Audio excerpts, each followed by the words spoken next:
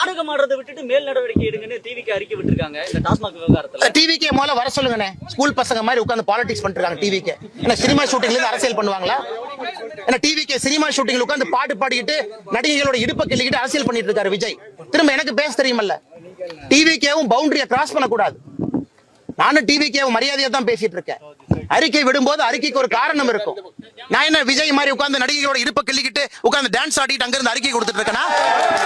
நான் களத்திலிருந்து போராடி கொண்டிருக்கின்றேன், களத்திலிருந்து பேசுறேன். இதென்ன ஒர்க் ஃப்ரம் ஹோம் பாலிடிக்ஸா விஜய்க்கு? என்ன ஒர்க் ஃப்ரம் ஹோம்? நாடகம் யாரு பண்றாங்க? யாரு விஜய்க்கு 50 வயசுல அரசியல் வரணும்னு தோணுச்சா? 30 வயசுல எங்க போனாரு? 50 வயசுல காலைல புத்தா எழுப்பிவிட்டு நடிகர் விஜய் அரசியலுக்கு வர சொன்னாரா? விஜய் யாரோட பி டீம்? நாடகம் யாரு பண்றாங்க? பிஜேபி பண்ணுதா விஜய் பண்றாரா? நாடகம் பண்ணுவது விஜய், நாடகம் பண்ணுவது டிவிக்கு. திராவிட முன்னேற்ற கழகத்தினுடைய பி டீம் தான் விஜய். இன்னைக்கு நான் ஆணித்தரமா உறுதியா சொல்றேன்.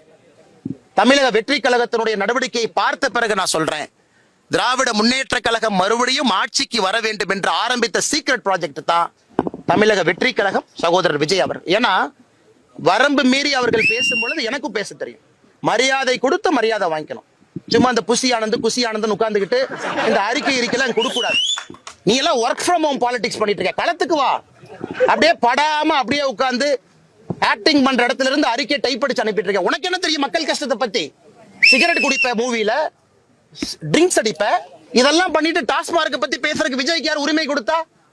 ஏன் மாஸ்டர் படத்துல விஜயோட கேரக்டர் என்ன? என்னன்னு சும்மா ஒரு குல்லாவை போட்டுட்டு நான் வந்து மைனாரிட்டி பக்கம் இருக்குன்னு ஒரு நாள் வந்து இஃப்தார் வச்சுட்டு எல்லாம் வந்துருமானே? எனக்கும் பேச தெரியும். அதனால இந்த அறிக்கை எல்லாம் இந்த குசி ஆனந்தெல்லாம் கரெக்டா லிமிட்ல வச்சுக்கணும். சும்மா எங்க பக்கத்துல வச்சுட்டு இந்த ஒர்க் ஃப்ரம் ஹோம் பாலிடிக்ஸ் பண்ணிட்டு சின்ன பசங்க மாதிரி பாரதிய ஜனதா கட்சிட்டு வந்து சண்டை போடக்கூடாது.